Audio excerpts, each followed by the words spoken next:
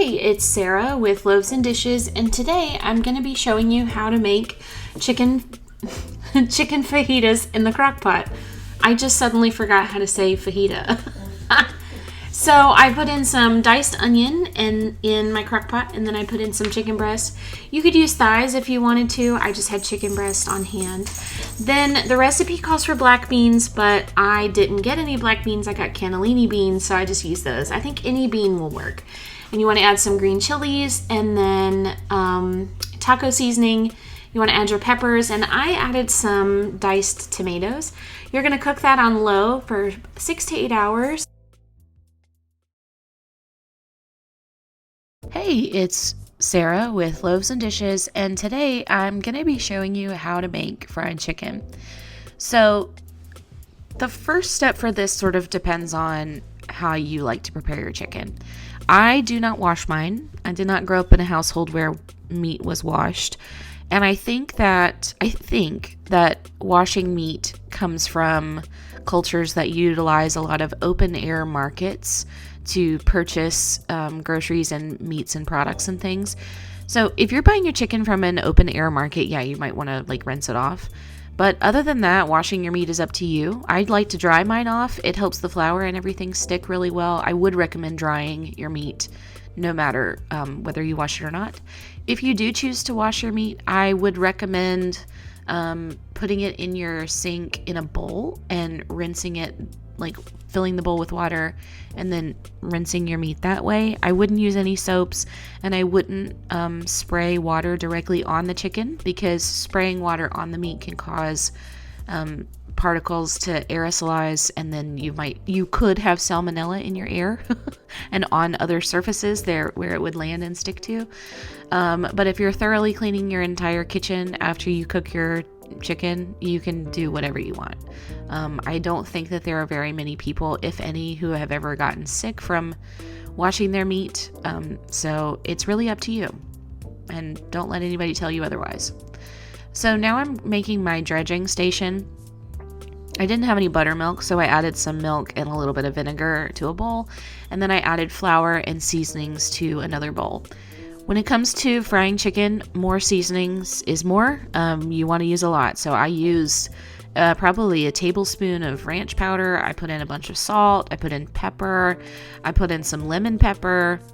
I put in paprika, garlic powder, onion powder, chili powder. You could add fresh herbs too. I think I said paprika. Thyme, oregano, any dried fresh herb would be good. Dried or fresh herb would be good. Then you want to mix that around really, really well.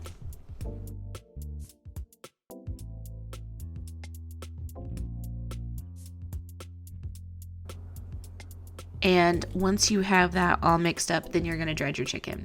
I like to do dry, wet, dry. And you could use other things too. You could do flour and then egg and then panko. You could do what I'm doing, which is just flour, buttermilk, and then flour again. You could triple dredge if you wanted to. You could dredge as many times. But the trick to dredging is, okay, first you have to dry your chicken. Drying your chicken helps the first layer of flour stick really well.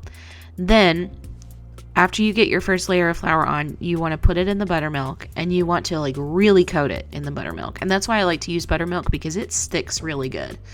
Then, when you put it back in the flour, you want to really coat it, and you want it to be so that it's completely dry. If any of it is still wet, it's going to slough off. And I like to kind of squeeze my chicken a little bit, really press that flour in. I don't know if it helps, but it seems to.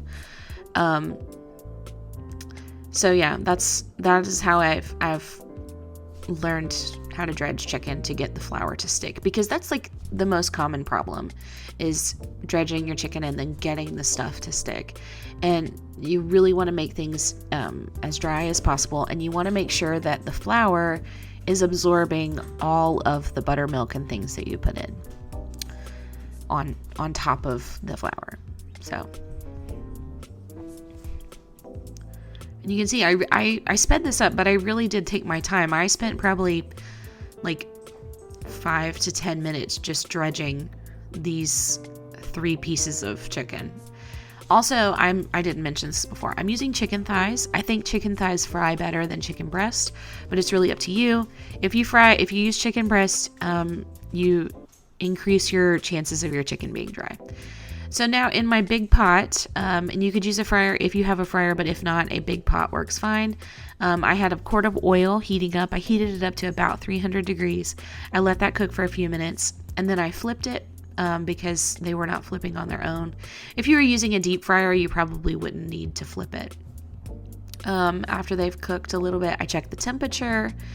And once the internal temperature reaches 165 degrees, then I take them out.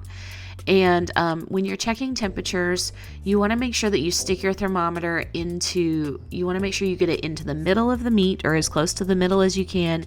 And you want to use the thickest part of the chicken, because if you use the thinnest part, it may already be at 165 degrees, but the thicker part may not be. So you want to make sure that you're checking in the thicker part. And you want to make sure that you're getting your thermometer as close to the center of the chicken as you possibly can. And I like to check in a couple different places if I'm unsure. And if I'm really unsure, then I just put it back in. But there it is. You want to let them dry off to let the extra oil drip off. But that's how you make fries. Hey, it's Sarah with Loaves and Dishes, and today I'm going to be showing you how to cook ground turkey.